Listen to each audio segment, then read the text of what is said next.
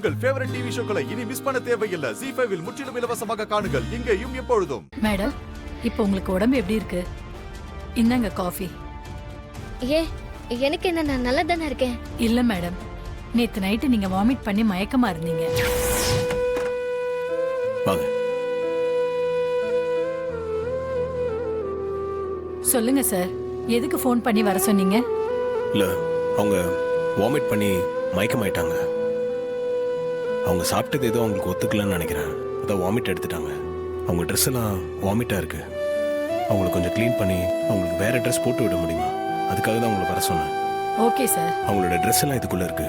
நான் வெளியே வெயிட் பண்றேன், நீங்க மாத்திருங்க. சரிங்க சார்.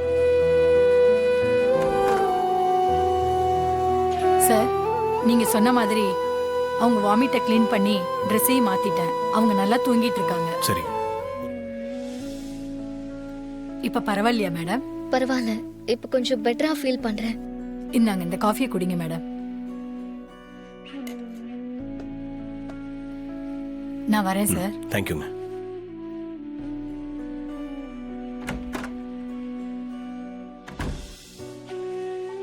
இப்போ அது புரியுதா உனக்கு?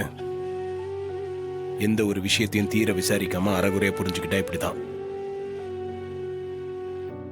நைட் என்ன நடந்துச்சுன்னே தெரியாம நீயா ஒரு கற்பனை பண்ணிக்கிட்டு வாய்க்கு வந்ததெல்லாம் பேசுன. என்ன நடந்துச்சுன்னு இப்போ அவங்க சொல்லிட்டு போனாங்கல்ல, இப்போ உன் மூஞ்சி எங்க வச்சுப்ப? எல்லா விஷயத்திலையும் நீ அவசரப்படுற, அதான் உன் பிரச்சனையே. மகேஷ் விஷயத்திலும் இப்படிதான் தேவையில்லாம என்ன சந்தேகப்பட்டுக்கிட்டு இருக்க. அதுவும் எல்லாம் தப்புன்னு ஒரு நாள் உனக்கு புரியும். வாழ்க்கையில எல்லாத்தையும் நிதானமா ஹேண்டில் பண்ண கத்துக்க. சும்மா எடுத்தோம் கவுத்தோன்னு எல்லாத்தையும் பண்ணிட்டு இருக்காத. அப்படி பண்ண நஷ்டம் உனக்கு தான். நம்ம கல்யாண விஷயத்துல என் மேல எந்த தப்பும் இல்லைன்னு எவ்வளோ வாட்டி உங்ககிட்ட பொறுமையா எடுத்து சொல்லிட்டேன். நீ தான் அதை நம்பவே மாட்டேங்கிற.